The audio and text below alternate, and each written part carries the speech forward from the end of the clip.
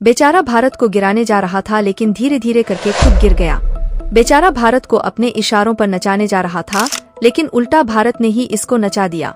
जी हाँ दोस्तों, हम बात कर रहे हैं एक ऐसे देश की जो खुद अरबों डॉलर का मुनाफा कमाता है और दूसरे देशों का लॉस करवाकर उनको कर्ज की ओर धकेलता है।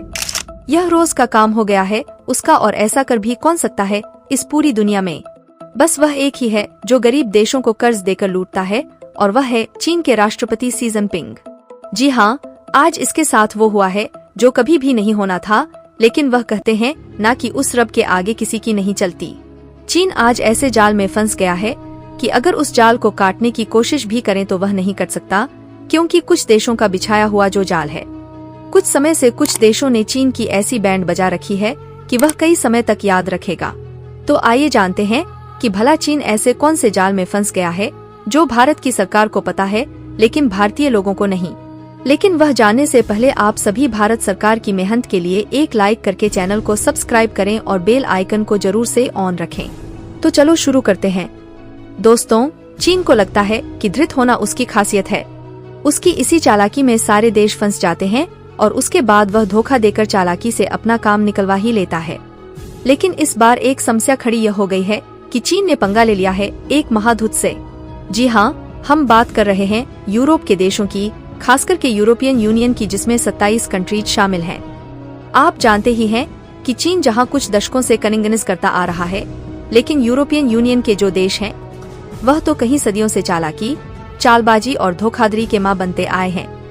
अब आप सभी ध्यान से सुनिए, नहीं तो आप सभी बड़ी बड़ी खबरें छोड़ दोगे और तभी आप सभी को कुछ समझ में नहीं आएगा। और हो सके तो इस खबर को पूरा सुनना। तो ठीक है, तो चलो खबर को आगे बढ़ाते हैं। दरअसल दोस्तों, इस समय दुनिया का जो इलेक्ट्रॉनिक कार्स का मार्केट है वह तेजी से विकसित हो रहा है। इस समय इसकी टोटल वैल्यूएशन है कम से कम $750 बिलियन।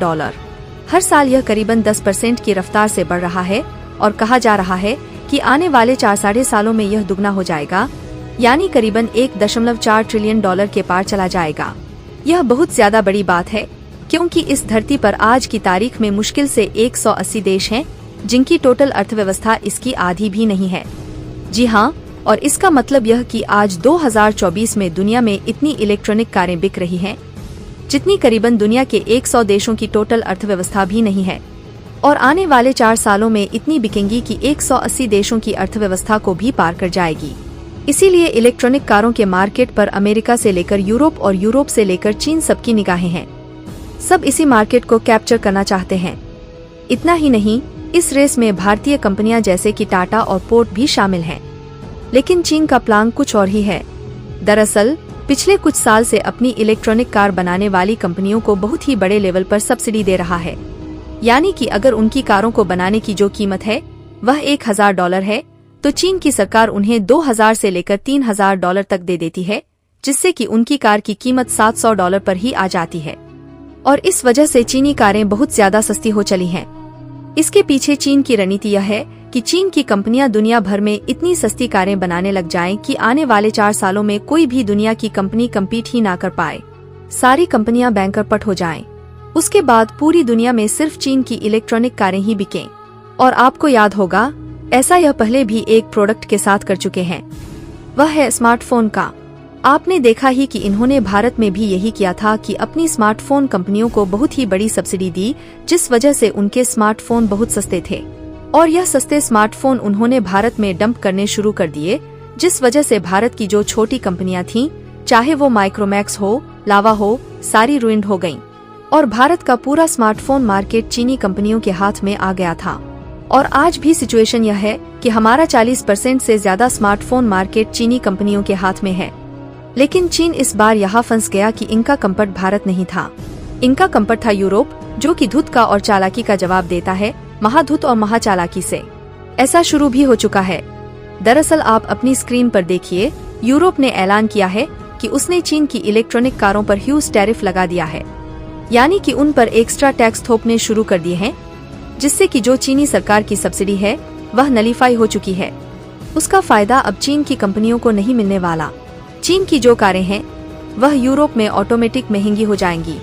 इसके अलावा यूरोप ने अपनी कंपनियों को युग सब्सिडी देनी शुरू कर दी है, जिससे कि उनकी कीमतें गिरनी शुरू हो जाएंगी।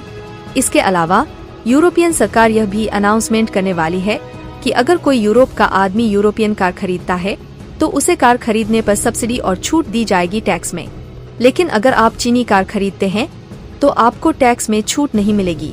यानी कि चीन की कंपनियों की जो कारों की कीमतें हैं, यूरोप उन्हें आसमान पर पहुंचाने जा रहा है। लेकिन यूरोप यहाँ तक नहीं रुकने वाला। दरअसल उसकी प्लानिंग है खुद चीन का मार्केट कैप्चर करने की। आप अपनी स्क्रीन पर देखिए, रिपोर्ट निकलकर सामने आई है कि चीन को है यानी खतरा है और उसकी कंपनियों पर यूरोप और एक्शन लेगा।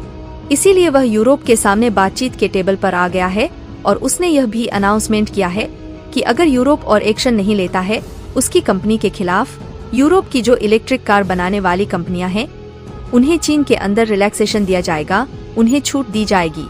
इसके अलावा उन्हें अन्य बेनिफिट दिए जाएंगे जिससे कि यूरोपियन कार मैन्युफैक्चरर्स की कारें चीन में सस्ती होंगी और वह और ज्यादा बिकेंगी।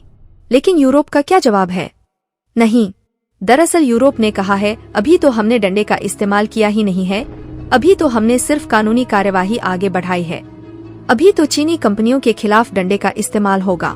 प्रॉपर्ली उनके जो रेगुलेशंस हैं, उनकी जो सेफ्टी है, इन सबको मेजर किया जाएगा और उसके बाद चीनी कंपनियों को एक एक करके यूरोप से बाहर किया जाएगा।